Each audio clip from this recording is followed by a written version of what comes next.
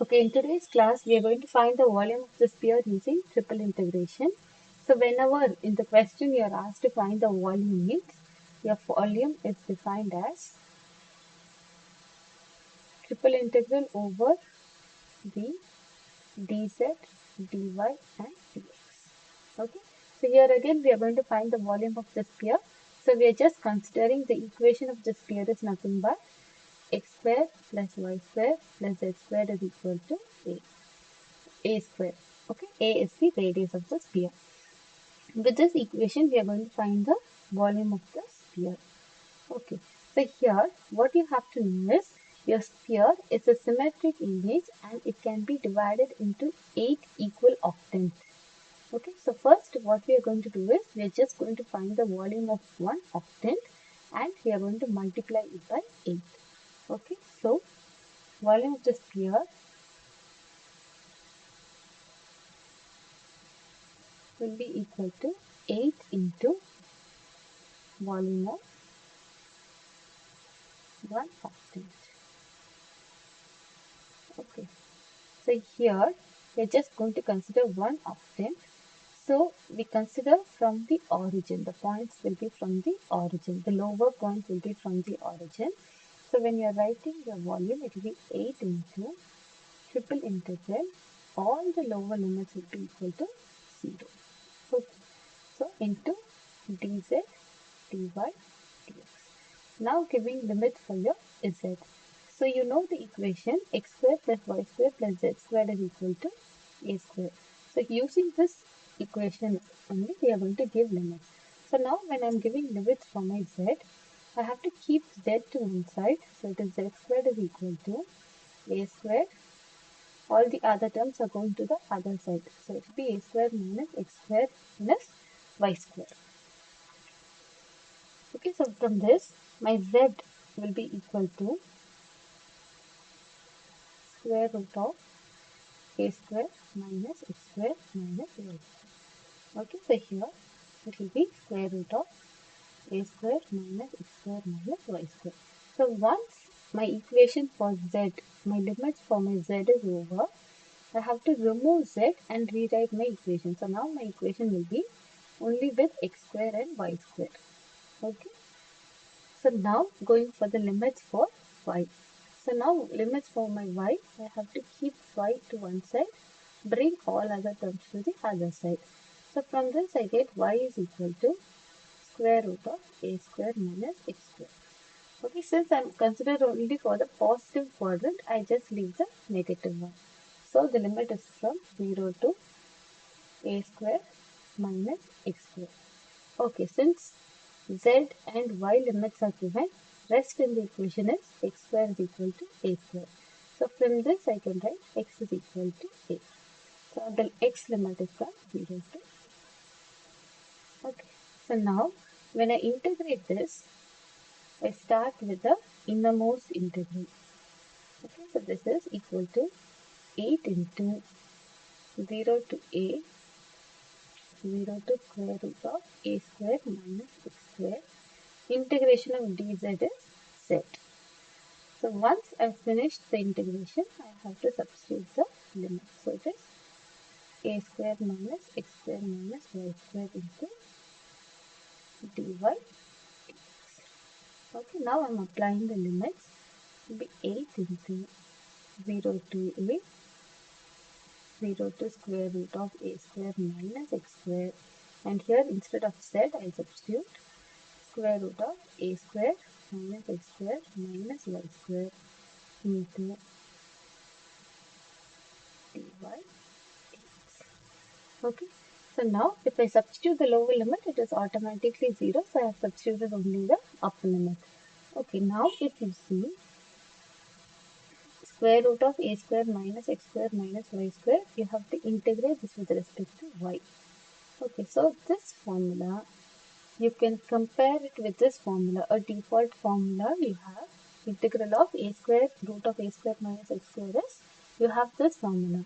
So when you compare this, you can see that in the place of a square, wherever you are having a square, your integration is with respect to x.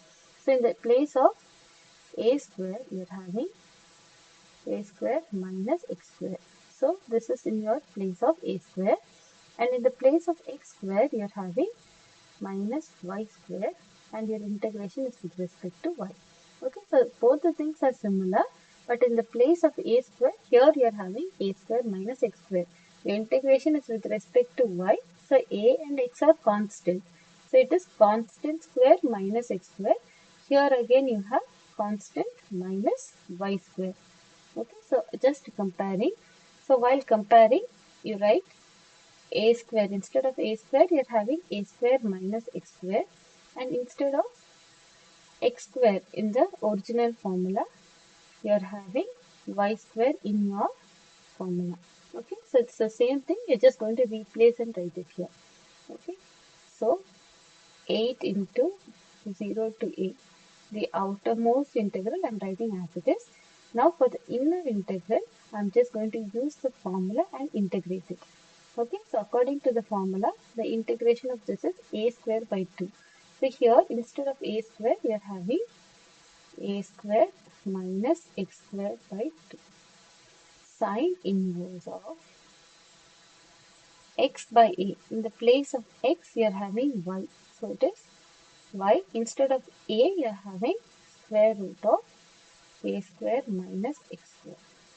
Okay, plus instead of x, it is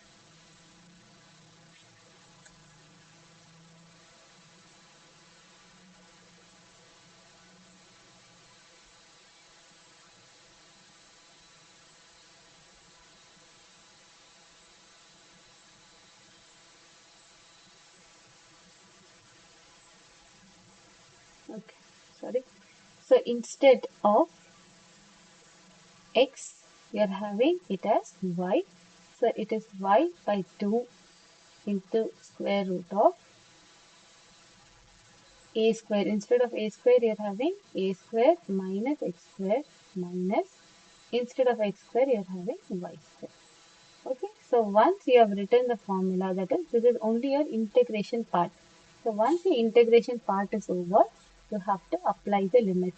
So the limits for your y is 0 to square root of a minus x square. So it is 0 to square root of a square minus x square into x.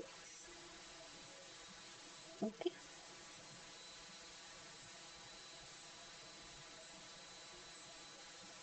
So this is equal to 8 into integral 0 to a. Now I'm applying the limit for my y. Integration was done with respect to y.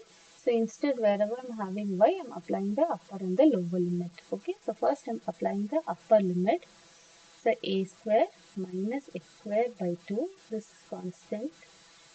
Sine inverse of, instead of y, I'm substituting square root of a square minus x square divided by square root of a square minus x square plus, instead of y, square root of a square minus x square by 2 into square root of a square minus x square.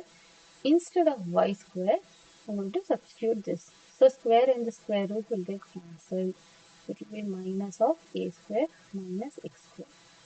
Okay, so this is for your upper limit. When I substitute the lower limit, it will be a square minus x square by 2 sine inverse of, instead of y, I'm substituting 0. So 0 by anything is 0 plus, it will be, instead of y, if I'm substituting 0, it will be 0 into something. So it is 0 into dx. Okay, the whole thing into dx. So this is equal to 8 into 0 to a square minus x square by 2. So these two things will get cancelled. It will be sine inverse of 1. So for what value of sine you get 1? Sine of dash is equal to 1. So sine takes the value 1 at pi by 2, that is sine 90 is 1. So sine inverse of 1 is nothing but pi by 2 plus, here you can see I'm having plus a square and this is minus a square. This is minus x square, minus into minus is plus, so x square will get cancelled. The whole thing will become 0. So 0 into this term is 0. So this term won't come. This also will become 0. This is for the upper limit. Coming to the lower limit, sine inverse of 0. So when does your sine takes the value 0? So sine takes the value at 0. So sine inverse of 0 is 0. 0 into anything is 0. So the lower limit totally will be equal to 0 into dx. Okay. So now you can see integration is with respect to x. The constant terms, I'll take it outside. The constant term is pi by 4. Okay. So 8 into pi by 4 I'm taking outside. Integral 0 to a square minus x square into dx. Okay, so now when I integrate a square by 4, it will be a square x minus x cube by 3, and the limits would be from 0 to 8. So 4 2s are 8, so it is 2 pi into, instead of x I'm substituting the upper limit, it will be a cube minus a cube by 3. So this is equal to 2 pi 3a cube minus a cube by 3, so which is 2 pi into 2a cube by 3. So it is 4 pi a cube by 3. So this is your volume of